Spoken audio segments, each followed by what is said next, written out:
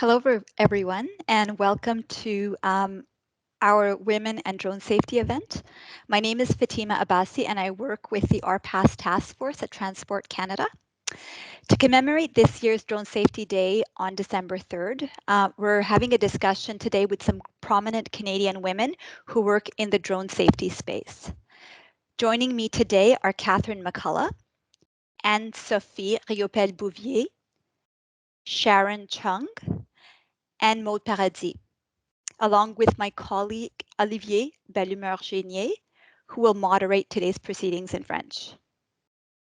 Before I go any further, I wish to acknowledge that I'm in Ottawa and I am on traditional unceded territory of the Anishinaabe Nation.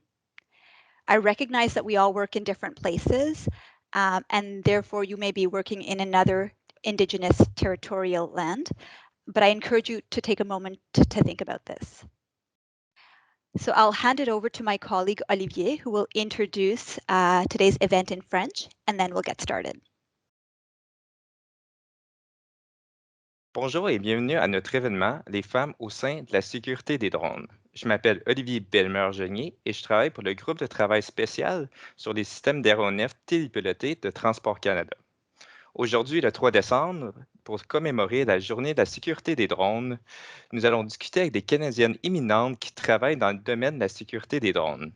Je suis accompagné de Catherine McCullough, Anne-Sophie Riopel-Bouvier, Sharon Chung et Maud Paradis, ainsi que ma collègue Fatima Abbasi, qui animera la discussion en anglais.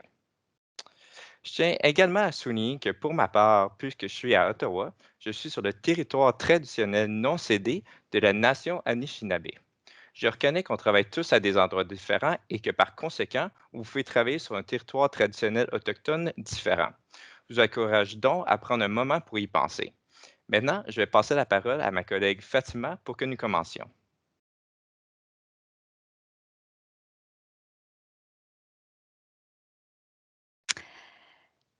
Catherine, thank you for taking the time out of your schedule today to join us. We're very grateful. So can you tell us a little bit about the work you do? What are some of the dominant questions and trends in your industry when it comes to drone safety? Absolutely, I'm happy to. I'm a lawyer, but really what I do is I help companies and people manage risks when they're using drones, whether drones are core to their business or they are looking to incorporate them. The advice I give ranges from advice on understanding and adhering to regulations, but then also how to abide by other provincial laws and avoid liability where possible and intellectual property matters. Some of the, I guess, the dominant trends that I see when it comes to safety fit into a few categories. The big one is people having a desire to just get a job done and using their drone to complete that job and seeking forgiveness rather than asking permission. And usually that comes out in operations that are conducted in dangerous areas. So whether that's in controlled airspace or near power lines and so on. The other safety concern that I see that comes up often is people using drones that are not necessarily well suited for the operation that they undertake because they have a drone so they think it should be able to conduct any kind of operation. And then finally, and most interestingly from a legal perspective, is people trying their best to adhere to the federal regulations, but then also trying to understand how municipal bylaws and other rules layer onto those regulations. It creates a real unfortunate opportunity for conflict. So well-meaning and well-intentioned people can potentially end up in a dangerous situation because of the difficulty in understanding how these laws work together. So those are my three main areas that I see. Thank you for sharing that. You must see some interesting cases. So I'll turn it over to Olivier. Merci beaucoup, Fatima. Alors, Anne-Sophie, comment est-ce que la sécurité des drones aide à faciliter votre travail comme pilote?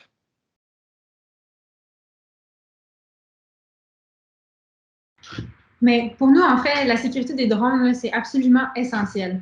Les opérations qu'on fait avec notre entreprise sont toujours à proximité, dans des zones habitées, donc toujours à proximité des citoyens. De la ville, mais aussi des citoyens du ciel qui utilisent l'espace aérien. Donc, c'est absolument pas une option de mettre en œuvre une opération qui pourrait les mettre en danger. C'est la même chose pour les équipages qui travaillent avec nous. Donc, tous les gens qui travaillent sur l'opération, mais c'est vraiment important qu'on assure qu'il n'y ait pas de blessures pendant nos missions de travail. Puis, évidemment, les drones, mais un des avantages particulièrement intéressants des drones, c'est qu'ils peuvent être utilisés dans des circonstances où qui peuvent remplacer un humain qui serait pris pour se déplacer dans un environnement dangereux. Donc, comme le but d'utiliser les drones, c'est d'aider l'humain, on ne veut surtout pas qu'il lui arriverait quelque chose là en cours de route. Finalement, d'un point de vue vraiment purement administratif, je me souviens d'une phrase qui nous avait suggéré dans les cours de sécurité des vols que j'ai suivis il y a quelques années. Puis il nous disait, si vous pensez que la sécurité des vols, ça coûte cher, essayez un accident. Donc, d'un point de vue purement administratif, encore, c'est vraiment avantageux d'investir dans la sécurité des vols. Super, merci beaucoup, c'est vraiment intéressant.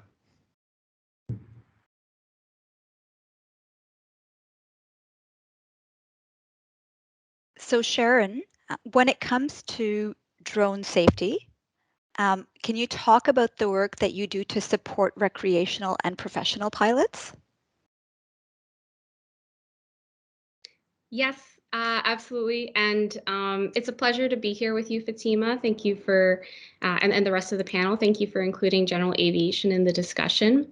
As for your question on how, on the work that we're doing to support recreational and professional pilots, it's a good one. For those who aren't familiar with COPA, the Canadian Owners and Pilots Association, we're Canada's largest aviation community. And over the last few years, we've been observing and participating in conversations around the development of drones in Canada. And this past May, we made an important decision to open ourselves up to this group, this growing world. Both groups share a great deal in common, but more importantly, we all share the same sky. So our work at COPA is to promote the safe integration of drones in Canadian airspace and the safe applications of remotely piloted aircraft, regardless if you're a drone operator who flies for fun or who makes a career out of it. So how do we achieve it? To answer your question, we do this by providing members the latest developments in the remotely piloted world through safety seminars that offer, that not only counts towards recurrent training, but also reflects the topics that are of interest to recreational pilots. So FPV, first person view, racing, buying your first drone, common technical issues that come with buying your first drone, how to respond, perhaps building your own, how to maintain it, and of course, any associated rules and regulations that come with flying. A few other examples to note, we're building an extensive library of information guides to support the most seasoned pilot and those who are new to the activity. And of course, as a membership association, advocacy is at the heart of everything that we do. So through the combined weight of our 16,000 members, which now include drone pilots, we work to get these issues, the issues that affect drone pilots and our community heard through government decision makers. We've worked really hard to create and introduce a membership option that is of value to the drone community, whether through an insurance program that protects both personal and commercial operators, through a mentorship program that we're launching at the end of 2022. And on top of that, we're very excited to announce that we'll be launching a scholarship program in January 2022 is when the applications will be made available. And every year moving forward, we will award 3 recipients with the opportunity to obtain their RPAS advanced certification. We'll cover everything from the study materials to the flight review, of course, the exam. So you can see that there's a lot of work that's happening, that's on the go to support the recreational and professional pilots. Thank you for sharing that information with us. Parfait. Alors, premièrement, Maude, je voudrais m'excuser sur la confusion au début du vidéo. C'est bien Maude Pelletier. Bienvenue. Alors, basé sur votre expérience comme PDG de MVT Géosolutions, pouvez-vous nous dire comment la sécurité des drones fait partie de votre travail? Bien, la sécurité des drones, vraiment, au sein de l'entreprise, est extrêmement importante. Dans le fond, juste pour vous donner un peu la mission de l'entreprise, c'est d'aider les industries à acquérir de la donnée géospatiale, hein, soit de l'imagerie aérienne spécialisée ou de la captation de données LIDAR, de façon précise, pour que la donnée soit précise de haute résolution. C'est un peu l'avantage du drone, hein, c'est qu'on est capable d'aller chercher vraiment une meilleure qualité de données en termes de précision et résolution. Par contre, pour arriver à cette précision et résolution-là, nous, la majorité de nos vols sont faits de façon automatique. On dirait 90% de nos vols sont complètement automatisés. Donc, ça nécessite des protocoles de sécurité, autant sur le terrain, mais au niveau de la planification des terrains, qui sont très rigoureuses. De même, la formation des pilotes à l'interne pour vraiment valider autant leur habileté de pilotage, mais également leur habileté à prendre de bonnes décisions hein, quand il y a des situations qui arrivent, qui sont critiques ou d'urgence. Mais c'est pas juste ça, c'est aussi le niveau de comment ils vont gérer le stress, qui va être qui est soumis à certains différents stress, tels que voler des capteurs qui sont très dispendieux. Donc, comment ils vont réagir? Fait que, autant au niveau des protocoles de sécurité sur le terrain, des protocoles de planification, les formations sont essentielles pour vraiment assurer que les vols automatiques sont tous faits, planifiés au bureau avant de partir sur le terrain, vont être faits adéquatement. Donc, on doit s'assurer hein, qu'on connaît bien la hauteur des infrastructures, des bâtiments, des pylônes. Est-ce que notre modèle d'élévation est précis à cet endroit? Est-ce que si je fais un relevé le long d'une falaise, est-ce que je vais être à une bonne distance sécuritaire ou même aussi pour les lignes hydroélectriques? Donc, les vols automatiques sont essentiels pour arriver à la qualité de la donnée. Du fait qu'on veut s'assurer qu'on a le bon recouvrement, la bonne vitesse, on doit avoir la bonne distance régulière au niveau du sol pour que notre donnée soit constante en termes de résolution et de précision. Donc, quand on dit vol automatique, on dit vol en mode GPS, mais ça signifie également que parfois, dans des zones urbaines, on peut perdre le mode GPS, on peut manquer de satellite et donc perdre le mode GPS. Donc, les pilotes doivent être expérimentés pour reprendre les drones en mode manuel. Donc, ça, c'est des choses qu'on évalue lorsqu'on engage, on a un nouveau pilote. Vraiment, chacun des situations, comment il va réagir. Donc, oui, vraiment, la sécurité pour notre entreprise, c'est essentiel. C'est ça qui fait la différence, là, de vraiment pouvoir opérer sécuritairement puis que ce soit sécuritaire pour les citoyens. Donc, c'est très important. Merci pour la question, Olivier. Super, c'est des très bons points, là, beaucoup de choses que des fois, peut-être, on ne considère pas là, toujours. Là. Merci.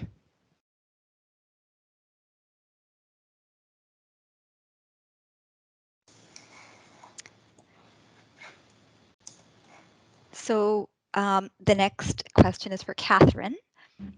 When it comes to women in leadership roles, how does the RPAS industry compare with other aviation industries, in your view? Well, I think very well. This is a very refreshing industry for a few reasons. So I work in two very male-dominated industries, so traditional aviation, and then also the legal industry.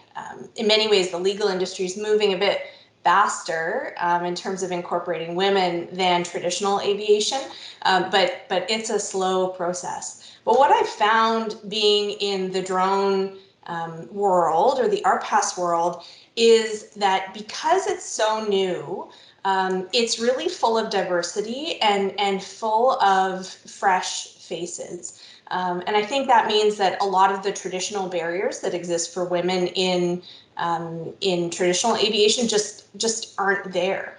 And really importantly, I see a lot of female founders of new drone companies and a lot of female engineers that are driving forward these businesses, and they're usually pretty open to female lawyers. So it's really encouraging.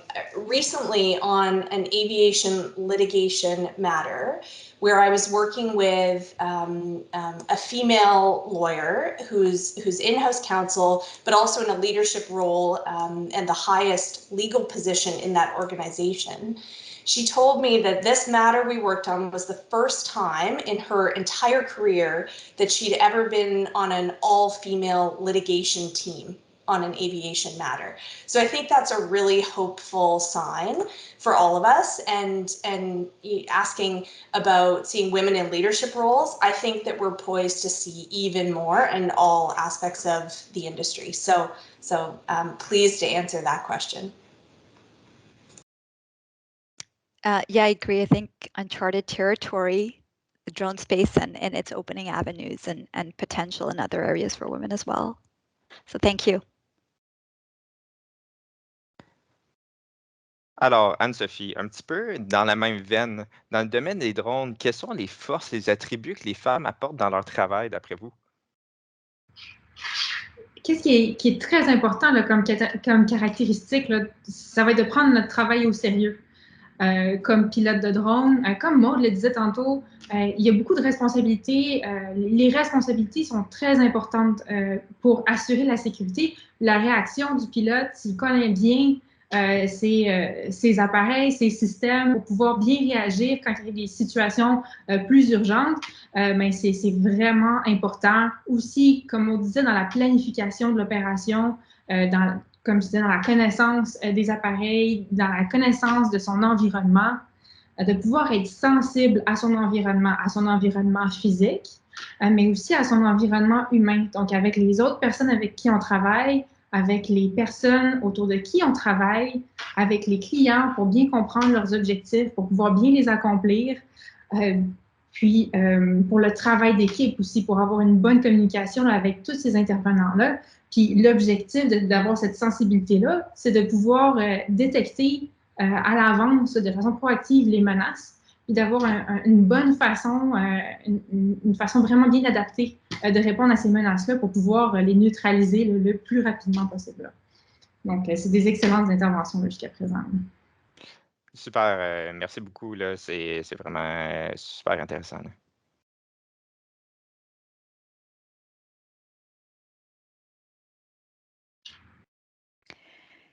So Sharon, from your perspective, what can organizations do to make flying drones a career choice or even a more accessible hobby? Great question. Just before I answer, I wanted to sit on Catherine's comment for a little longer because I most recently hosted a safety seminar on drone activities, and it was an all-female panel, and it's exactly as she had said it. There's a lot more women who are experts in this space, and I didn't go out and seek out women to represent the topic. I just found the most qualified person or people to participate. So they are very promising. Olivier Wyman, they had just produced a study on traditional aviation and some pretty stark numbers there. So I encourage anybody who wants to learn more about the numbers of around leadership and women in aviation. They exist.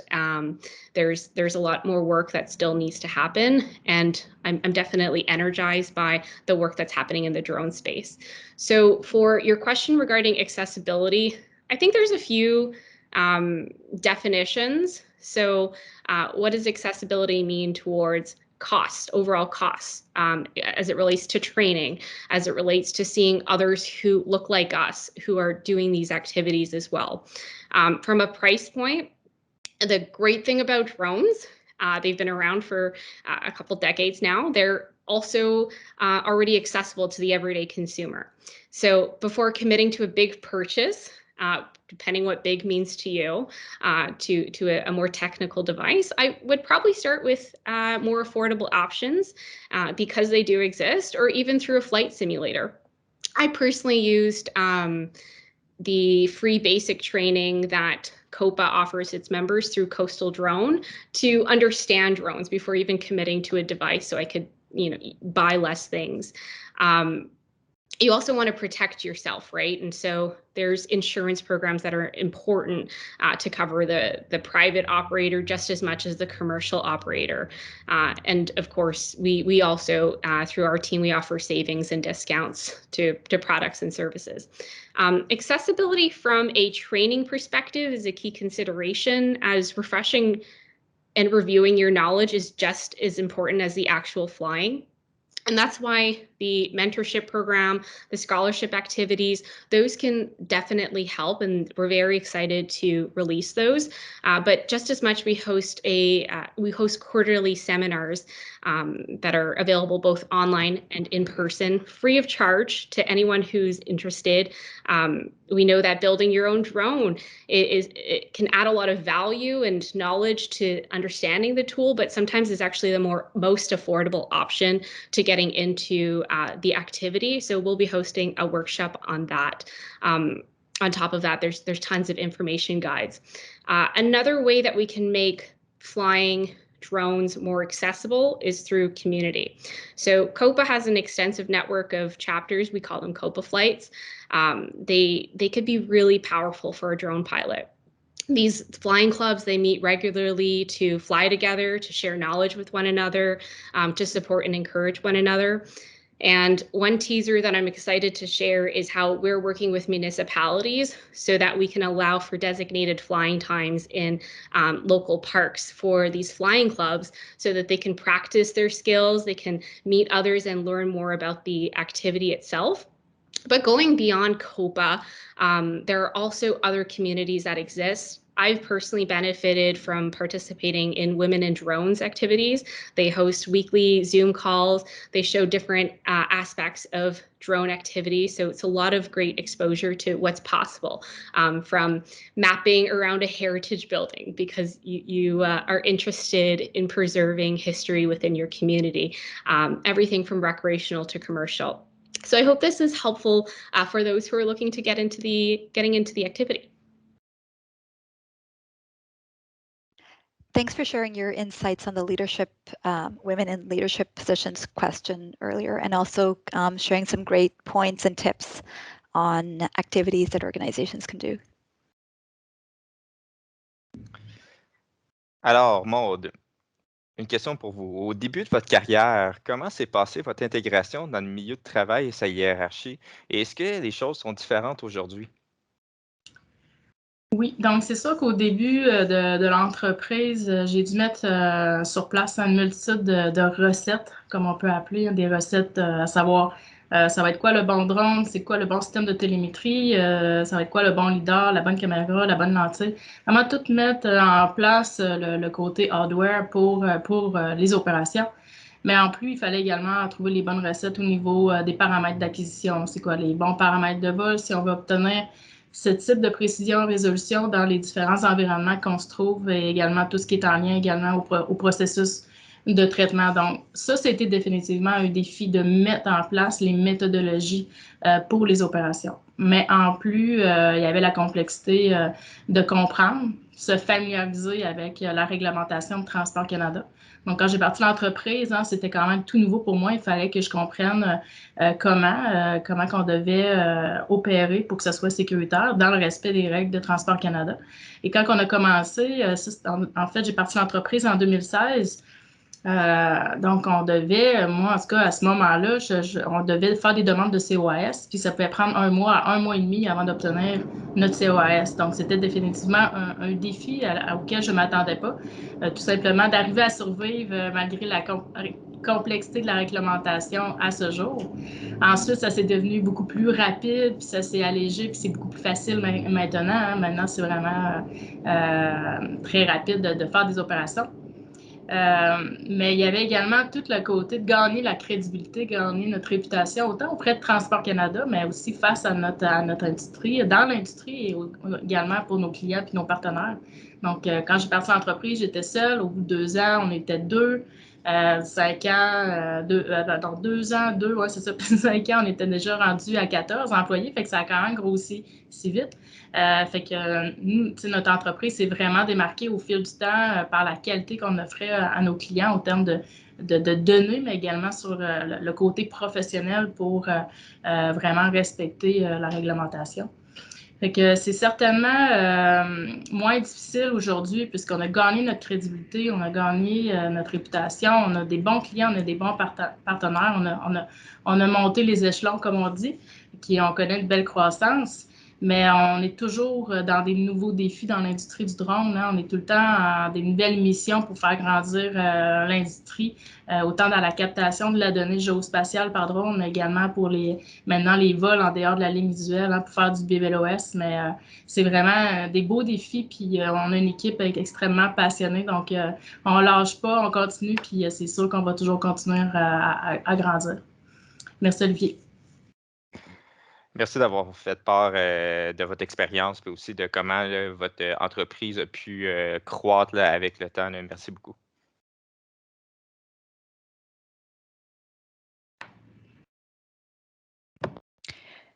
So the next question is going to be similar for all of you, but we'll start with Catherine.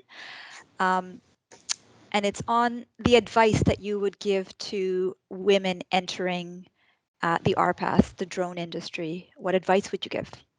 Sure. I think for anyone entering a new industry, there are some really important considerations that apply to anybody, but some are more particularly important for women or most women. And the first of those really is pretty obvious. It's about goal setting. But at least in my experience, women have problems or challenges writing down what they want or verbalizing what they want and what they hope to achieve. So I think the better job you can do at articulating short-term achievable goals and then looking more to the future, to your aspirational goals, the more focused your time and effort will be, and it will help you get better traction in the industry. And then I think probably the most difficult that I myself am certainly still working on is once you do get a toehold in an industry, is finding someone to not just mentor you, but to sponsor you. So to help you identify opportunities, but then go further than that and introduce you to people, introduce you to clients, to others in the industry that can help you. So finding people to promote you and vouch for you, I think is critical to really being successful. And then the final point that I'll make is something that a mentor of mine always said, is that you spend a lot of time doing things for other people, so doing things for your employer, but make sure that you focus on your own personal file. So my file is the Catherine file. So that time is the most important because it's your investment in your future. So I encourage everyone to invest in their own files. That's helpful advice. All 3 points, very, very important. Thank you. Anne-Sophie, je vous relance la question. Est-ce que vous avez des conseils pour les femmes qui font leur entrée dans le secteur? Ben oui, j'aimerais remercier Catherine pour son intervention aussi, parce que même pour nous encore, même si ça fait plusieurs années qu'on est dans le secteur, c'est bon d'avoir un petit rappel. Puis j'ai hâte d'entendre aussi ce que Maud et Sharon ont à dire à ce sujet-là.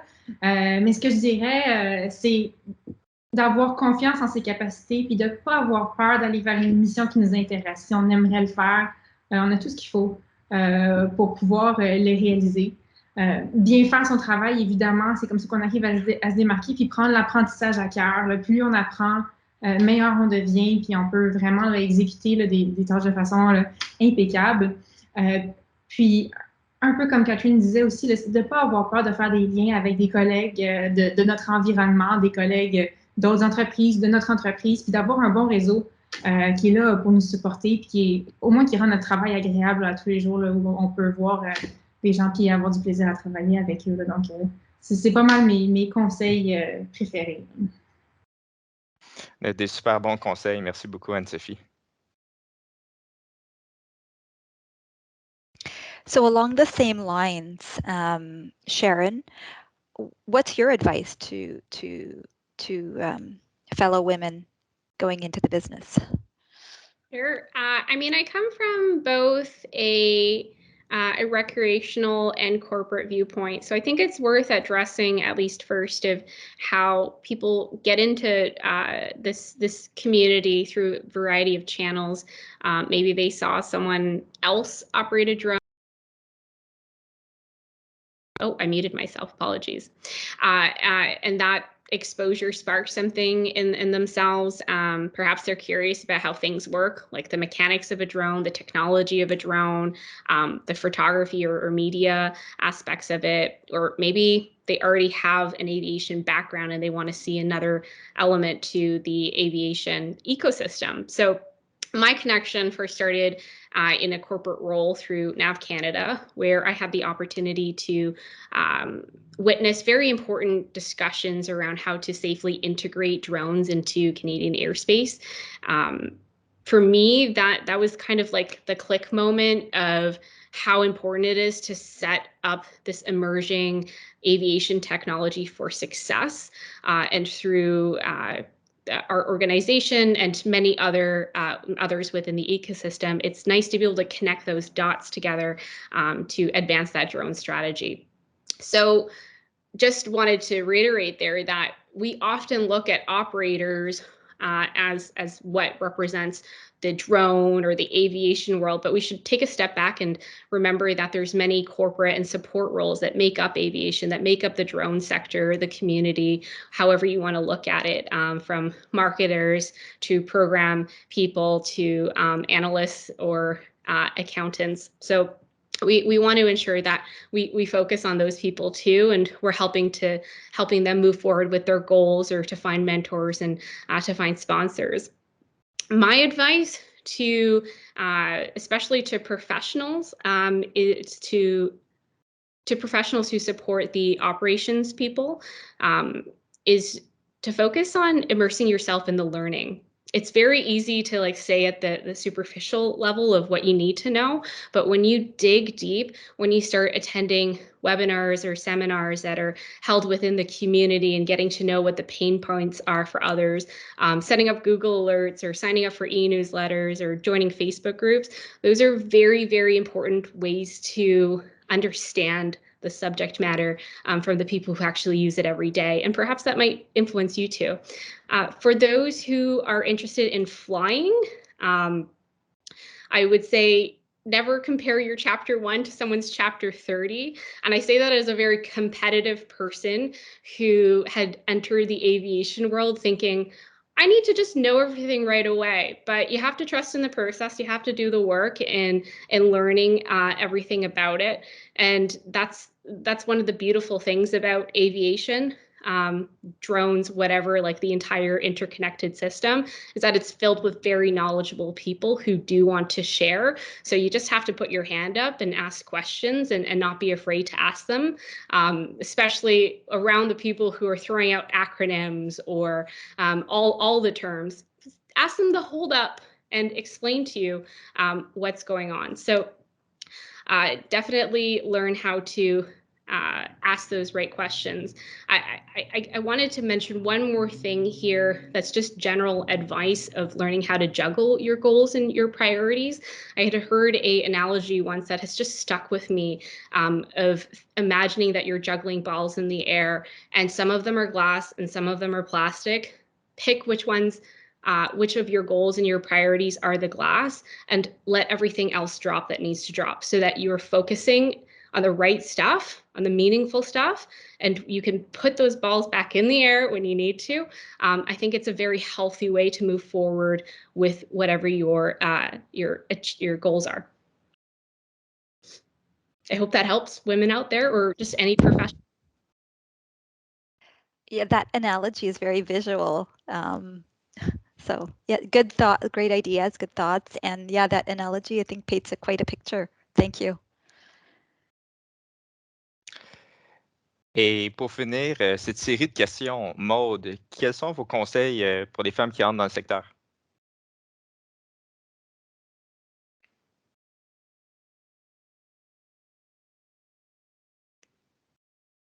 Je pense que le micro n'est pas allumé. Excusez-moi. Donc, je recommence. Merci, merci Olivier de me l'avoir mentionné. Donc, je dirais vraiment de foncer. Donc, vraiment, c'est une place c'est une industrie qui a énormément de place pour les femmes. Donc, c'est sûr qu'il y a beaucoup d'hommes, mais on est très respecté en tant que femme. Moi, je me suis jamais sentie pas à ma place ou gênée. Non, je pense que les femmes dans l'industrie, on est des fonceuses, puis on est confiantes de qu'est-ce qu'on fait. Donc, c'est vrai, vraiment les femmes qui sont fonceuses, qui n'ont pas froid aux yeux, qui sont prêtes à vivre une aventure, parce que le drone, c'est une aventure en soi. C'est un milieu qui peut être difficile parfois. Il y a beaucoup de défis. Tout est à faire encore. C'est une industrie qui est tout nouveau. Tout est à faire. Il y a encore beaucoup à faire, même si on a fait beaucoup. Il ne faut pas oublier de reculer sur qu'est-ce qui a été fait, puis regarder le chemin qu'on a fait. Des fois, on peut être très, très focus sur nos objectifs, puis on ferme les yeux, on focus, on travaille, mais des fois, il faut aussi faire une rétrospection sur le chemin qui a été parcouru, puis profiter de ce chemin-là, parce que on est entouré de tellement de belles personnes qui sont vraiment passionnées par leur travail. Donc, c'est vraiment un milieu qui est captivant, c'est un milieu qui est motivant. Moi, je pense que je dirais jamais assez à quel point que je suis heureuse puis satisfaite dans la voie que j'ai décidé de prendre. Et c'est pas juste pour des pilotes de drone ou du monde qui sont en aéronautique, mais c'est vraiment pour tout le monde. Moi, je suis géomorphologue de métier au départ. Je suis pas pilote de drone. Pourtant, je suis dans l'industrie du drone puis j'ai une entreprise dans le drone. Donc, c'est vraiment une industrie qui est composée de gens extraordinaires de tous les milieux. Puis c'est vraiment du monde qui sont passionnés, qui souhaitent faire grandir l'industrie. Donc, moi, je dis juste aux femmes, foncez parce que vous n'allez pas le regretter. Merci, Olivier. Merci beaucoup. Je pense que c'est des super bons conseils et c'est parfait pour, dans le fond, clore la période de questions. J'aimerais ça remercier chaudement tous les panélistes qui ont pris le temps, malgré leur emploi du temps vraiment chargé, de participer à notre conversation aujourd'hui. Nous vous sommes reconnaissants pour avoir transmis vos perspectives et votre expertise sur ces questions et nous nous réjouissons également de collaborer avec vous dans l'avenir. Si vous, à la maison, qui suivez cet événement et que vous avez aimé la présentation, veuillez partager l'événement sur les médias sociaux en utilisant le mot-clé Journée de la sécurité des drones et découvrez d'autres produits et initiatives sur notre site web consacré à la Journée de la sécurité des drones. Et merci à tous. I'd just like to say a big thank you to our panelists who took the time out of their very busy schedules to join the conversation today.